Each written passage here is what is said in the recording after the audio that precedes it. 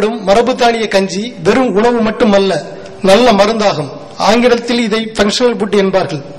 பயிரிடா மரபு தானிய பயிர்களின் சத்துணவு பற்றாக்குறைவினால் உலகில் ஒவ்வொரு நொடிக்கும் ஒரு குழந்தை இறப்பதாக ஆய்வுகள் தெரிவிக்கின்றன. 1 கிலோ அரிசி உற்பத்தி செய்ய 4000 லிட்டர் தண்ணீர் தேவைப்படுகிறது. ஆனால் 1 கிலோ சிறுதானியத்திற்கு உற்பத்திக்கு 1 பங்கு தண்ணீர் போதுமானது. 100 கிராம் அரிசியை விட 100 கிராம் சிறுதானியத்தில் 30 மடங்கு அதிக கால்சியம் சத்துக்கள் உள்ளது.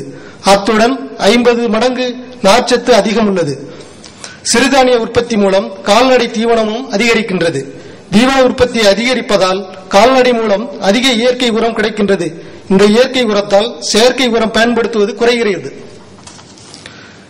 திரையின் பொன்னிறத்திற்கு காரணம் அதில் உள்ள பீட்டா கரோட்டின். இது கண் பார்வைக்கு மிகவும் நல்லது. கலப்பின ரகங்களின் மூலம் இத்தகைய தானியங்களின் சிறப்பு கூறுகள் இழந்து வருகிறோம். ஹைதராபாத்தில் உள்ள தேசிய நிறுவனம் என்னென்ன தானியத்தில் என்னென்ன சத்துக்கள் என்று தெரிவிக்கின்றது. இன்று பல்வேறு ஊடகங்கள் வாயிலாக வெளிநாடுகள் மற்றும் நகர மக்களின் நச்சு கலாச்சாரம் அன்றாடம் கூலி வேலை செய்யும் பாமர மக்களையும் சீரழித்திட்ட நிலையில் கிராம மக்களையும் பாதிக்க தொடங்கிவிட்டது.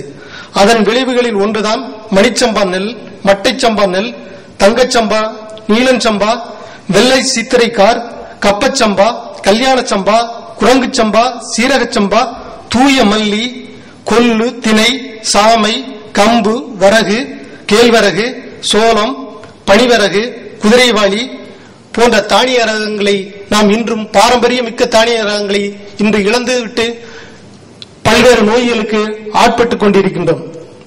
முடிவாக இந்த பாரம்பரிய மிக்க தானிய ரகங்களை மீட்டுருவாக்கம் செய்வதற்கு நாம் இதுபோன்ற பல்வேறு கருத்தரங்குகள், மாநாடுகள் போன்றவற்றை நடத்தி உழவர் பெருமக்களுக்கு விழிப்புணர்வை ஏற்படுத்த வேண்டும். அத்துடன் அரசு பாரம்பரியமிக்க தானிய வகைகளை சேகரிப்பதற்கு ஊராட்சி, ஒன்றிய, தாலுகா அலுவலக வகையில் கிட்டங்கிகள் என்று சொல்லக்கூடிய விலை சேமிப்பு கிடங்குகளை அமைத்து கொடுக்க வேண்டும். அத்துடன் மரபு தானிய வகைகளுக்கு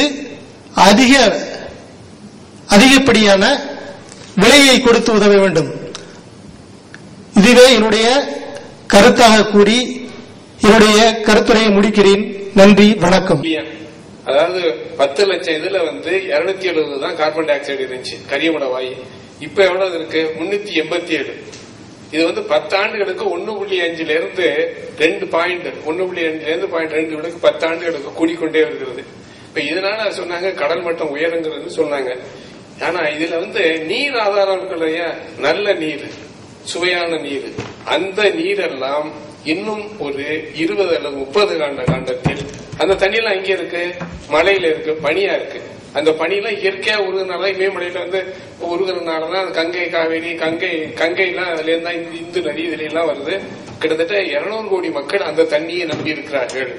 உலக அளவில் 200 கோடி மக்கள் மழையில இருந்து உருகி வருகிற தண்ணியை நம்பி இருக்கிறார்கள்.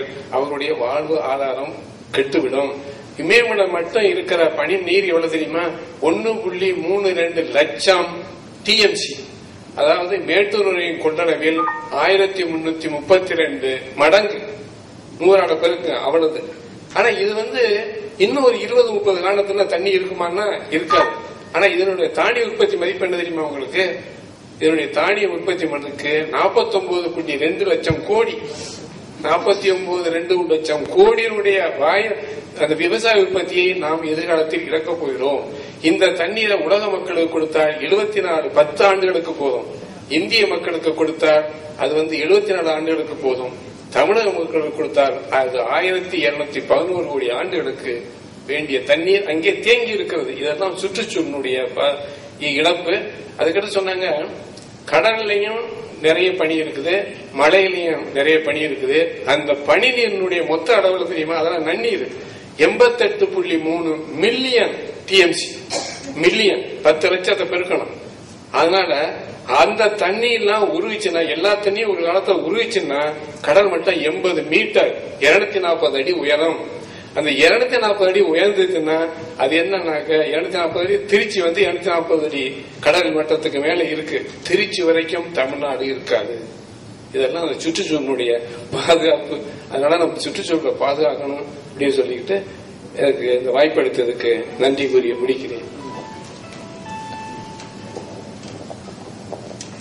இந்த அமர்வுக்கு என்னுடைய பணியை குறைத்தும் தலைமையேற்ற அண்ணாமலை பல்கலை துணைவேந்தர்களுக்கு அவர்களுக்கும் இந்த சிறப்பான கட்டுரையை படித்த கட்டுரையாளர்களுக்கும் அங்கு வந்துள்ள பெரியவர்களுக்கும் அறிஞர்களுக்கும் நன்றியை தெரிவித்துக் கொண்டு இத்துடன் இந்த அவரை முடித்துக் கொள்ளலாம் என்று அவருடைய